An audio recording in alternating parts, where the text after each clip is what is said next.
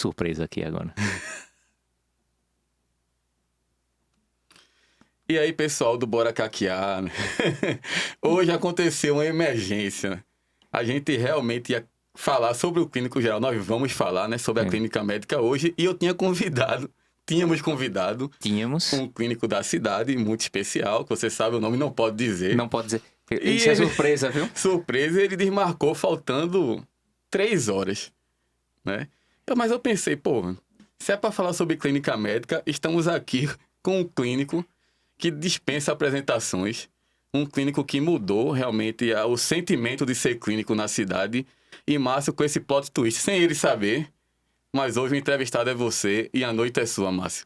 Eu queria que você se apresentasse, porque você hoje é um entrevistado no nosso Bora Caquear. Eu sou entrevistado no Bora Caquear itinerante. Quem é você, Márcio Santos? Diga a sua formação, sua história, o que lhe orgulha, o que lhe levou a ser clínico. Eita, vamos embora. Eu sou Márcio Sanctus Costa, né? Por ter um nome diferente no meio, né? O ser um Santos com um C, né? Aí eu brinco que é um Santos metido a besta, né? O Sanctus. E aí o pessoal me conhece mais por Márcio Sanctus. Os 2 outros médicos que tinham na minha família eram meu avô, que era Costa, né? Ou seja, minha avó não gostava muito não desse negócio de ser Sanctus. E o meu tio Max, que era Odenheimer, que também é da família do meu pai. E o Sanctus é da família da minha mãe. Mas aí ficou Márcio Sanctus, porque é um nome diferente, né? Que tem, geralmente o pessoal escolhe um nome diferente. Eu nasci em 74, né? Já faz um tempinho, 50 anos. E quando meu avô, por parte de mãe, morreu, eu tinha 6 anos, ele morreu em 80, um pouco antes de John Lennon morrer. Eu me lembro que ele morreu no dia 1º de dezembro, John Lennon foi assassinado, acho que dia 8 de dezembro. E aí meus pais estavam no Rio de Janeiro, né, pra esse negócio do meu avô. E no dia que ele morreu, meu avô, que era médico, era vivo, né, esse que morreu foi meu avô, parte de mãe, Amaury da Rocha Sanctus, né, é o Sanctus. E aí eu disse, vovô, por que vovô Amaury morreu? E aí meu avô desenhou um coração, o vovô era urologista, né? Não desenhou um coração parecido com a próstata, provavelmente, mas desenhou lá um coração, botou uns tracinhos no meio, simbolizando as coronárias, e disse aqui entupiu. Aí ele morreu. Aí eu disse, quando eu crescer, eu quero ser médico. Quando eu crescer, eu quero ser médico. Então, começa a história aí. E aí, lá pelo 2º ano do ensino médio, acho que com medo da pressão do vestibular, eu disse, eu vou fazer agronomia. Deu na telha de fazer agronomia, mas não era agronomia, não. Nada contra os agrônomos. Eu acho que eu queria ser médico mesmo, só estava com medo de assumir a pressão do vestibular. E assim foi. Fiz vestibular para medicina. Me formei em 98 pela Universidade de Pernambuco. Fui acadêmico concursado da emergência da restauração. Na época era 24 horas, você fazia ou 24 horas, ou tinha gente que fazia, acho que 16, que fazia o plantão noturno e complementava 4 horas. E eu passei para 24 horas mesmo, então eu fazia quarta-noite, domingo-dia, na restauração. E era aquele tipo de estudante que, se tivesse uma sutura, eu ia, se tivesse que atender um paciente com um grande queimado, eu ia, se tivesse uma cirurgia de ortopedia, eu ia, se tivesse uma neurocirurgia, eu ia também. Tava naquela fome de aprendizado mesmo, né? E até então eu pensava em fazer cirurgia geral, em ser cirurgião geral. Era isso que eu ia te perguntar, se tem alguma especialidade que durante a faculdade você... E o que é que acabou de dizer não? É clínica? Pois é, aí eu fiz a monitoria de cirurgia geral. Eu me lembro que a gente ia para as enfermarias de cirurgia geral no Hospital Getúlio Vargas, que é um hospital público aqui, onde a gente fazia os plantões com os estudantes. Aí eu subia, ficava revendo prontuário, quadro clínico, ia fazer cirurgia geral. E aí no internato de clínica médica, eu fazia essa monitoria de cirurgia geral lá no Getúlio Vargas, eu botei Getúlio Vargas, pronto. Já sei o resto do... Você sabe porque você conhece também, e talvez tenha sido uma das suas influências também. Aí quando eu fui para o internato de clínica médica, isso foi talvez no começo de 98, foi no ano que eu me formei já. E aí, os preceptores lá, né, Dr. Aidano Marcos Pinheiro, grande cardiologista e clínico, doutora Ieda Ludmer, né, grande clínica, né, muito envolvida com a parte de infecção hospitalar, Dr. Sérgio Gondim, e o modelo de médico, para mim, não tem quem... Assim, o pessoal que não é de Recife ou que não é daqui ou não vai fazer ideia do que é, mas assim, a gente sempre tenta se espelhar, né? A gente sempre tenta buscar características que a gente gostaria de ter em algumas outras pessoas. E aí, Dr. Sérgio, para mim, ele é o médico. Não existe um adjetivo. Médico, nossa, médico não é adjetivo, não. É. Dr. Sérgio é médico, né? Com todo o bom senso, misturado com todo o arcabouço teórico, misturado com toda a humildade, misturado com a crítica ácida na hora de criticar, misturado com acolhimento na hora de acolher. Dr. Pedro Aquino, querido Dr. Vanildo Guimarães, né? Doutora Eliana Possiúncula, ela é da nefrologia, mas ela fez enfermaria um tempo. Dr. Alzirton Freire, né? Vanildo Guimarães, eu não sei se já falei, Dr. Vanildo Guimarães, cardiologista. E acho que de preceptoria era esse pessoal. Doutora Isabel Prima entrou quando eu já era residente. Então, na minha época de estudante, ela ainda não era da preceptoria oficial. Quando eu voltei como residente, ela era a doutora Isabel, grande gastroenterologista e preceptora também. Então, meio que nessa hora, quando eu crescer, eu quero ser que nesse pessoal aqui, né? E aí foi nessa hora que eu decidi fazer clínica médica, medicina interna mesmo. Lembra de uma coisa que eu lembro pontualmente do Dr. Sérgio, né? Que foi a nossa grande inspiração, fora os outros que você já citou. Mas me chamava a atenção nele que ele, antes de pedir um parecer para o especialista, ele queria ter a opinião dele, independente se aquele especialista ia existir ou não. Ele tinha que saber da doença, a opinião, tratar se possível, para depois chamar o especialista. Isso ficou na minha cabeça até hoje, de você não ser aquele clínico ou qualquer especialista que não saiba o que está fazendo. Alguma coisa te chamou para ser, não, eu quero ser clínico por alguma coisa que tu passou na residência? Tu lembra alguma coisa pontual que te fez não ir para a especialidade? Lembro de diversas coisas, acho que foi uma composição, acho que a gente foi... Eu tô falando isso porque era normal até então a clínica ser um trampolim.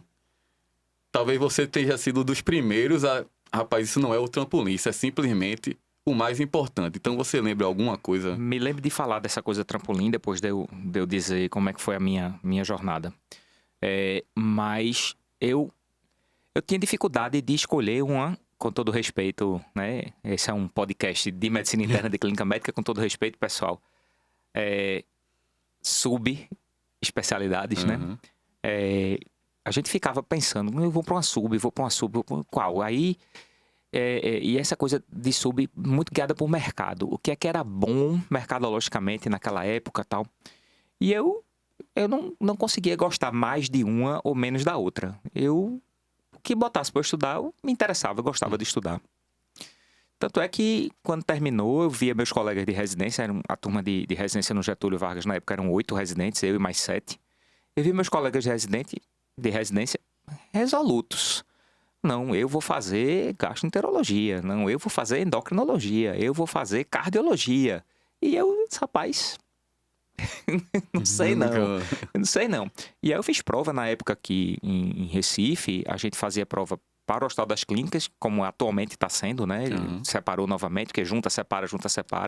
E como isso fica gravado, pode ser que o pessoal esteja assistindo na época de junto ou de separado, mas na época tinha a prova do Hospital das Clínicas, que é o hospital vinculado à Universidade Federal de Pernambuco, que era uma prova separada da prova do Estado, que é da Universidade de Pernambuco. Então, você tinha a prova do Hospital das Clínicas e a prova da UPE. E eu fiz reumatologia para o Hospital das Clínicas e fiz infectologia para a UPE. Eu não sabia disso. Tu não sabia, não? Pronto. Eu fiz prova para 2 subespecialidades. Curioso que para fazer prova de infecto na época, você não precisava, como hoje, ter nenhum pré-requisito. Você podia ter feito, se formou, faz direto, né? E você perderia tempo fazendo 2 anos de clínica, que eu nunca achei que fosse perder tempo. Mas aí eu fiz prova para as 2. E eu me casei 18 de novembro de 2000, que foi justamente o ano de final de residência, a residência começaria, a subespecialidade começaria no começo de 2001. E a prova foi na volta da minha lua de mel.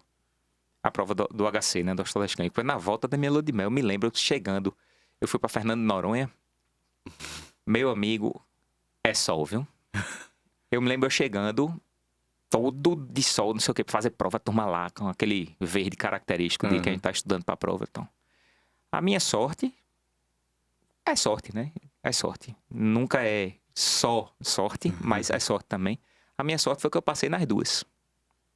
Eu passei pra infectologia e passei pra reumatologia. Fui no Hospital das Clínicas conhecer um serviço massa. Eu já conhecia o serviço da infecto do Oswaldo Cruz, porque eu me formei na UPE.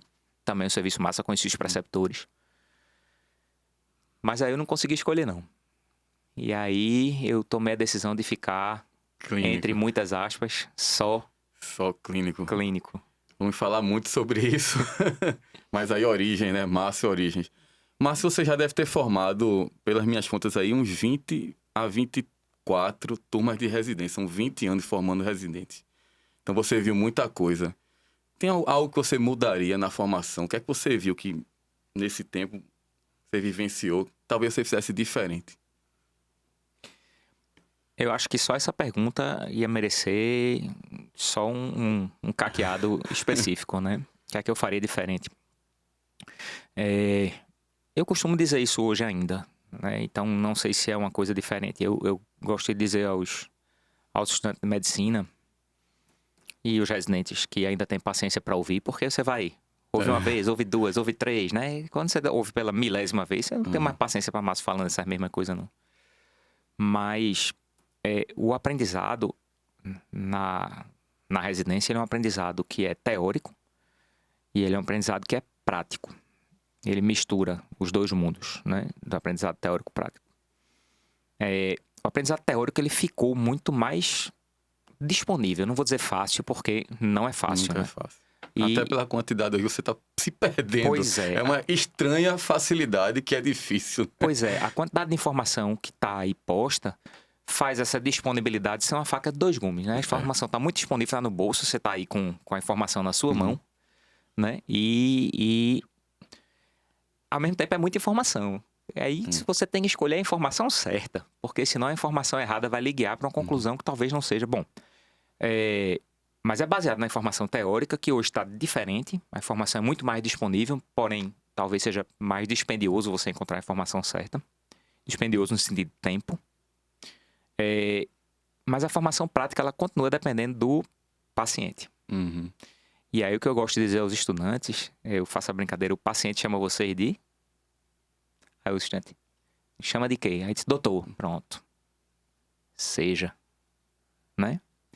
Seja o médico. E não chama o paciente de cliente? É um bom, parênteses, nada a ver. Não, nada a ver, não. É um desabafo, mas não chama o paciente de cliente, não, pelo amor de Deus. Assim... eu ia dizer, nada contra quem chama, um pouco de contra quem chama, mas assim, cada um no seu quadrado, eu prefiro não chamar, né? O paciente que é o centro de tudo e a razão pela qual a gente tá ali. A gente faz medicina pros outros, não é pra gente. Quem não entende assim, talvez se frustre um pouquinho, talvez ganhe até um bocado de dinheiro, né? Ande com carro massa, ande de lancha, não sei o que, mas talvez não durma bem de noite, mas vamos lá. O que eu digo ao estudante é, seja o médico que ele chamou você, doutor, né? Doutor Carlos. Doutor Carlos. Eu não posso fazer o gesto pra você aqui, porque a gente vai pra todo o Brasil. Pra quem não sabe, meu nome é Carlos Federico. Odeio Carlos. Pois é, o pessoal chama ele de doutor Carlos. Bom, eu digo ao estudante, seja o médico que o seu paciente precisa que você seja. Muitas vezes você é a pessoa que vai estar lá na hora que ele precisar dizer alguma coisa, na hora que ele precisar chorar, na hora que ele disser que está com a dor. Às vezes a preceptoria, ou o estudante mais graduado, ou o residente mais graduado, não está ali na hora e você está. Entendeu? Então, o que eu digo muito é seja. E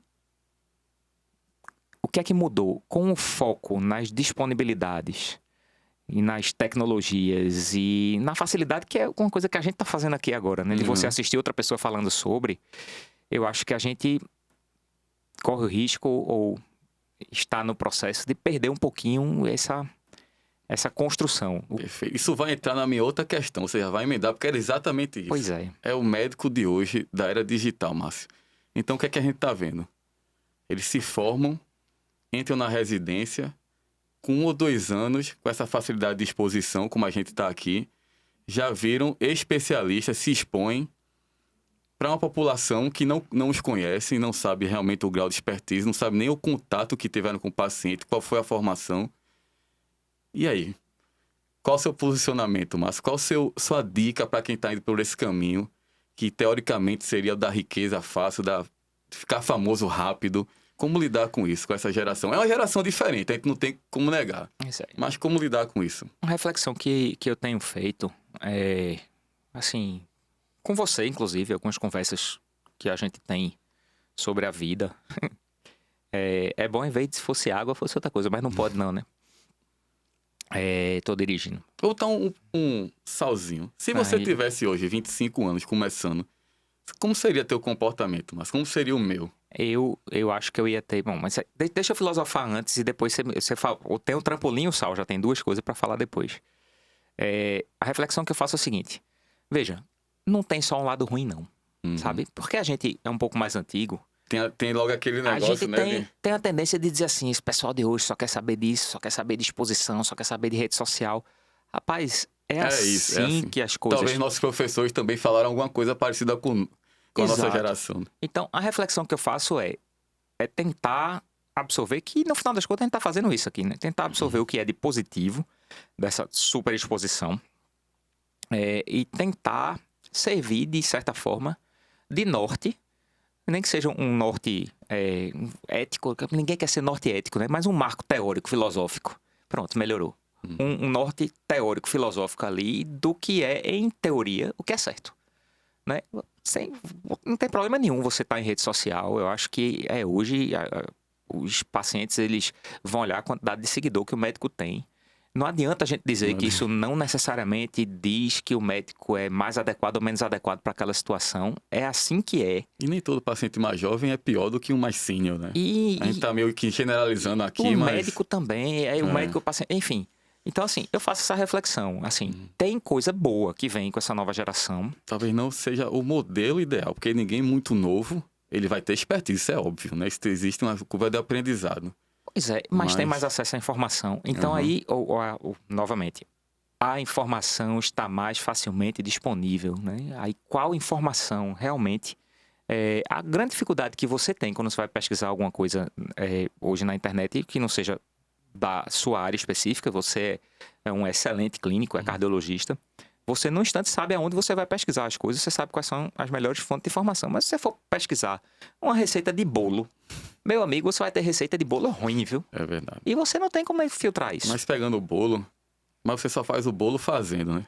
Pois é. E o que eu tenho medo da exposição demais é que eu vejo muita gente especialista que simplesmente nem ambulatório mais tem. Não tem mais contato com o paciente. Então, acho que isso é um ponto de... aquela velha história dos extremos, né? Nem 8, nem 80. Se você está se posicionando como alguém que resolve determinado problema, pelo menos esteja praticando esse ato, porque não tem como você fazer um bom bolo sabendo só a receita do começo até o fim, né? Ao mesmo tempo, você vai ter que fazer o bolo errar, fazer o bolo errar, fazer o bolo errar. Tem gente que vai errar mais vezes, tem gente que vai errar menos vezes. Tem gente que nunca vai saber fazer o bolo fazendo milhões de vezes. E tem gente que vai fazer a mesma receita, o bolo de um vai ficar melhor do que o bolo do outro. Mas, tirando as coisas culinárias, a preocupação mesmo, assim, em relação à formação e à maneira como as coisas se apresentam e a incorporar as modernidades e as tecnologias e o que está disponível aí como recurso, como ferramenta de exposição do médico para a sociedade, porque isso também é importante, muito embora eu não saiba fazer. Tem o lado que me preocupa, que eu acho que também está na sua pergunta, que é a questão da confusão com o símbolo, né? E aí eu vou explicar o que eu ouvi pela primeira vez de Dr. Sérgio Gondim, mais uma vez. O bastão de Esculápio, ele é representado por um bastão e uma cobra, que a cobra teria se enrolado no bastão, né? Aí é o símbolo da medicina. O símbolo do comércio é o de Hermes, que tem as asinhas e 2 cobras. E existe muita confusão na cabeça do jovem e na cabeça de alguns não tão jovens assim, e nós conhecemos gente da nossa faixa etária, continua confundindo isso, do que é o bastão de Esculápio da medicina e o bastão do comércio. Nada contra as pessoas obterem lá seus ganhos pecuniários, etc. Mas quando isso está na frente, isso me agride um pouquinho, sabe? Quando esse é o objetivo. Isso me incomoda. E aí, o que é que a gente faz? A gente se incomoda e fica reclamando. Aí eu tenho um pouco de medo também de virar aquele camarada ranzinza reclamando. As coisas são como são e vamos fazer o da gente, né? E esse é um dos motivos da gente estar tentando criar algo parecido aqui, para ver se a gente consegue trazer essa questão de pelo menos algo parecido com o norte filosófico ou do que seria um marco teórico filosófico do que é o que a gente imagina, eu e você, e Eric, por Deus, e Marcelo Nonato, e as pessoas que estão envolvidas nisso, que seja o correto. Correto. Que pode não ser também. E o Salzinho que tu tinha falado, qual era o Salzinho mesmo? Eu nem lembro mais. Eu com 25 anos, se eu faria... também se exporia. Eu tenho um negócio meio estranho, que eu tenho vergonha mesmo, alheia, e quem tem vergonha alheia tem muita vergonha, Mas né? você é bonito. Eu sou feio, eu tô aqui se enquadrar, mas tão bonitinho o bichinho, mas aqui é a minha capotaria. Pode ter sido que eu tô numa situação mais desconfortável que a sua, viu? Mas você é mais bonito por dentro, Pipetinha. Veja, eu teria vergonha de olhar na cara de Dr. Sérgio Gondim, Dr. Aidano Marcos Pinheiro, Perfeito. de Dr. Ieda, e dizer o que eu tô fazendo. O nome é esse. Eu com 25 anos teria a mesma vergonha. Eu também não tenho. Acho que a gente teve a mesma formação, a gente acabou tendo a mesma barreira, né? De se expor do que você ainda não é, mas enfim. Uma vez, uma pessoa me disse, Márcio, você precisa se vender. E aí eu parei, fiquei olhando assim. Porque, se você for olhar, algum grau de exposição é necessário, porque o mundo mudou. O mundo mudou, não. Com certeza, até que a gente está aqui usando a sua frase, né? E nós estamos nos expondo à mídia social. Mas aí, quando essa pessoa disse, você precisa se vender, aí eu disse, minha resposta foi, você entende que, pra mim, o significado de se vender significa duas coisas, e uma delas eu não gosto, não lido bem com isso. Talvez nenhuma a gente goste, não. Pois é, mas aí, senão a gente tava fazendo, né? Mas é um pouco isso. Se a gente não diz aos outros o que a gente acha que é bom, ninguém fica sabendo também. Márcio, entrando no próximo tópico, tem tudo a ver com o que a gente tá falando. Talvez um pouco dessa exposição é porque as firmas são profissionais em mostrar um retorno financeiro mais rápido para os médicos que se expõem. Às vezes causa frustração. Ou quem não escolhe esse caminho, a gente sabe que os plantões aí são várias faculdades de medicina. Então, a oportunidade de trabalho em hospitais melhor está piorando. Essa equação leva a burnout, tanto pelo caminho digital, por uma falsa ideia de que vai dar todo mundo certo, tanto pelo caminho tradicional, com muita faculdade de medicina e pouco local para trabalhar, para ganhar, digamos, um salário que você prospectava e não é a realidade. Então, sobre burnout, o que é que tu teria para falar com o clínico? Como você se proteger? Se você já passou por isso e como é que você se superou? Então, como lidar com esse mal do século, né? Já diria Renato Russo na Legião Urbana. É um mal do século, é isso. É solidão, é burnout. Então, como lidar com tudo isso? Essa sopinha de problemas na nossa... Rapaz, tu tá me perguntando isso mesmo? É pra torar, meu amigo. Eu vou perguntar o quê? Veja, tudo uma questão de alinhamento de expectativa aí, né? Se você escolheu ser médico, e veja, eu não tô reclamando, certo? A minha profissão paga minhas contas, ajuda a pagar as contas da minha família. Eu e a minha esposa, nós dois, conseguimos pagar as contas da nossa família, educar. Nós temos 3 filhos, conseguimos educar nossos 3 filhos, conseguimos ter acesso à saúde suplementar, à escola. Não pode reclamar. Às vezes a gente reclama demais. A gente não olha para quem tá abaixo, né? Pois é. Na verdade, sempre foi meu mecanismo de defesa olhar quem tá abaixo. Cada um tem o seu, né?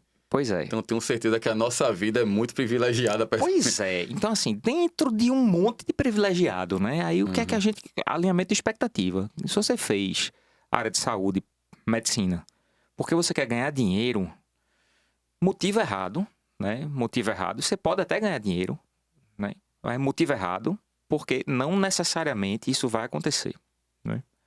Então, a gente vive e parte das pessoas que estão ouvindo a gente vão entender o que eu estou dizendo, em ilhas. Quem está nas ilhas de excelência, meu amigo, está bem profissionalmente, consegue ter um padrão de vida parecido com o que a pessoa tinha alinhado e pensado, imaginado que ia estar vivendo hoje. Eu estou muito melhor do que eu achava que ia. Minha mãe é pedagoga, papai era analista de sistema, não existia TI, não. Lá em casa tinha um carro que era consórcio daquele de 72 meses, sabe? Era um negócio... E eu conheço um pouco da sua história, eu sei que também é difícil Lusitânia, né? É isso aí. Também era apertado. Então, assim, eu imaginava que eu queria estar no mesmo patamar do meu pai. Eu tô um pouco melhor do que o patamar do meu pai. Eu tô bem melhor do que o patamar da minha família. O patamar do meu pai, o apartamento da gente foi nosso quando ele faleceu. O papai faleceu super cedo, com 42 anos. Mas, então, primeiro, a gente reclama demais. Mas vamos lá, alinhamento de expectativa. O camarada que fez para ganhar dinheiro, rapaz, não necessariamente vai ganhar. Ou você vai começar a subverter o que você acredita em nome de um ganho pecuniário. E você vai começar a achar que aquilo é o habitual. E aí você vai começar a repetir esse comportamento como se fosse habitual. Eu acho que isso é tão danoso quanto o volume isoladamente de trabalho. E eu não estou querendo dizer que ninguém faça o que eu faço, não. Porque aí quem vai ouvir a gente e conhece vai assim, Márcio, tu trabalha demais, tu não pode falar de burnout, não. Eu trabalho demais. Horários ocupados são 7h25 da noite de uma segunda-feira e eu tô fazendo o que aqui? Trabalhando. Pois é. Só que parte do que eu faço trabalhando, eu estou abdicando de estar com tempo com a minha família. Não é isso? Pra estar aqui com vocês. Então, isso tem um preço. Isso é cobrado na cabeça de todo mundo, na minha e na de todo mundo. Como você trabalha isso, como você compensa isso, é outro capítulo. Mas o conselho que eu daria é: não trabalhe. E parece coisa de coach, mas juro que não é. Não ocupe, você tem... Não trabalhe mais do que você acha que seu físico aguenta. Não subverta. Vou contar uma história rapidinha. A gente tem... Hoje estava discutindo uma situação de um colega que se encontrou na situação de arrimo de família e que entra de um plantão pro outro, sai de um plantão pro outro, sai de um plantão pro outro, sai de um plantão pro outro, tá vivendo um adoecimento cíclico. O colega está adoecendo, né? Ele não está percebendo que ele está adoecendo porque ele não consegue se cuidar. Ele está sob um estresse afetivo emocional gigantesco, porque quando a gente trabalha com o sofrimento dos outros, a gente não tem como ficar isento e imune a isso. A família dele, os pais, estão adoecendo, né? Inclusive, um dos pais está internado hoje. A pessoa tem que dar assistência e tem que trabalhar porque é arrimo de família. E isso gera um processo de adoecimento. Não devia ser assim, mas a pessoa nem percebe. Então, assim, o segredo deveria ser não trabalhar, né? Você vai passar uma visita na enfermaria, você se diverte passando. Eu sei que você se diverte, porque eu já passei visita com você. Me divirto, né? Muito. Pois é. Inclusive se diverte contando piada também, fala assuntos aleatórios. Me divirto com um paciente, tá lascado lá e brincando com ele. É assim que... Pois é, a história eu vou contar. Vou deixar pra outro da bandeira do esporte. Do Carlos Frederico Alvirrubro. Mas se divertir no que você faz e tomar muito cuidado com o que eu conversando com o paciente, a gente sempre tem. A vida, ela não é feita só do pilar trabalho. Isso. Ela tem o pilar trabalho, ela tem o pilar família, ela tem o pilar saúde, que aí passa por alimentação saudável, exercício físico regular e aquilo, coisa que a gente conversa com os pacientes, né? Passa por algum grau de espiritualidade, que pode ser religião, yoga, meditação, o que for, e passa por uma atividade lúdica que você consiga exercer com regularidade, que pode ser música. É assim, quem me conhece já tá sabendo como é que eu me defendo de burnout, né? Pois é, pode ser música, pode ser literatura, pode ser teatro, cinema. Então, assim, como você lida com isso? É você tentando equilibrar mais ou menos nesses 5 capítulos. É isso, Márcio. Sempre se equilibrando. Perfeito. A gente tá chegando no nosso final, Márcio. É mesmo? Peraí. Eu queria que você agora aconselhasse aquele residente que tá ali vendo, algum estudante. O que é que você diria? A inspiração para ser ao clínico, antigo, só clínico. E se você ainda tem algum sonho, Márcio, não realizado? Seja na profissão, seja... Eu vou contar um pouquinho da história da clínica médica que eu me lembro. A gente teve Dr. Ciro Andrade Lima e Dr. Paulo Meirelles aqui, como internistas, né? Medicina interna. E aí eu posso cometer alguma injustiça nisso, porque é memória, né? E como talvez o pessoal não acredite, mas eu não sabia que era eu não, né? Que eu sei, foi surpresa mesmo. A gente tinha Dr. Ciro Andrade Lima e Dr. Paulo Meirelles. Aliás, o clínico que for ver isso vai lembrar, poxa, esse episódio era comigo. Era mesmo, que agora... Bom, vamos lá. E aí, de Ciro Andrade Lima e Paulo Meirelles, veio a geração de Dr. Chicão, de Dr. Luiz Fernando Maciel, de Dr. Oscar Coutinho, que são referências, de Dr. Gustavo Trindade, né? Gustavo Pai. E aí, descendo mais um pouco, a gente tem Dr. Carlos Marinho, Dr. Sérgio Gondim, Dr. Fernando Raposo, Dr. Vigílio Lucena, que são os clínicos. Né? Aí teve Marisa da Fonte puxou para a UTI. Os clínicos que foram para as escolas de clínica médica aqui. E dessa geração, a gente teve um hiato. E aí eu posso estar, novamente, esquecendo de uma pessoa ou de outra. E depois a gente teve Clésio, né? Clínico. Não estou falando excepcionais especialistas que fazem clínica médica. Estou falando clínico. Depois de Clésio, acho que uns 10 anos, eu. Né? E aí a gente teve a missão, e você acompanhou isso, você estava na residência nessa época, que Dr. Antônio Carlos Figueira, que à época estava à frente da superintendência do IMIP, né? E aí, para quem não conhece o IMIP é um hospital de medicina integral, né? Em homenagem ao professor Fernando Figueira, que é o pai de Dr. Antônio Carlos Figueira, né? Ambos já são falecidos. Dr. Antônio Carlos Figueira disse: a gente precisa de uma nova escola de clínica médica aqui em Pernambuco. Eu dizia: Figueira, você tem uma escola de clínica médica, você tem uma escola excelente no Hospital Barão de Lucena, capitaneado do Dr. Fernando Raposo, tem muita gente boa lá. E tem, né? E tinha na época o Dr. João Vanderlei, mais cardio, Dr. Alfredo Leite, pneumo, né? Dr. Moacir, nefro, Dr. Sebastião, endócrino, né? E tinha mesmo, né? Aí você tem Dr. Sérgio Gondim no Getúlio, tem muita gente boa. Tem Dr. Vigílio no Hospital das Clínicas, Getúlio Vargas. Tem Dr. Vigílio no Hospital das Clínicas. Tem Dra. Marisa da Fonte, tem Dra. Zoraia no HMNO, Dra. Regina Maciel. Mas com especialidades atreladas, exceto Dr. Sérgio, Dr. Vigílio e Dr. Fernando Raposo. Mas não tem uma escola. Tá tudo pulverizado. Você tem a missão de fazer uma escola. E a gente começou a residência, você era residente de clínica, né? Você começou a ir para a enfermaria, né? Intercalando com sua residência de cardiologia, né?